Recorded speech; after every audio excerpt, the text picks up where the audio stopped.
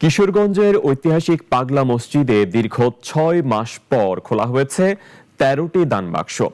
সকাল ৭টায় জেলা প্রশাসক সোহানা নাসরিন ও জেলা পুলিশের ঊর্ধ্বতন কর্মকর্তাদের উপস্থিতিতে বাক্সগুলো থেকে রেকর্ড ৪৩ বস্তা টাকা পাওয়া যায়। সাধারণত ৩ মাস পর পর বাক্সগুলো খোলা হলেও এবার রমজান ও জাতীয় নির্বাচনের কারণে দেরি হয়েছে।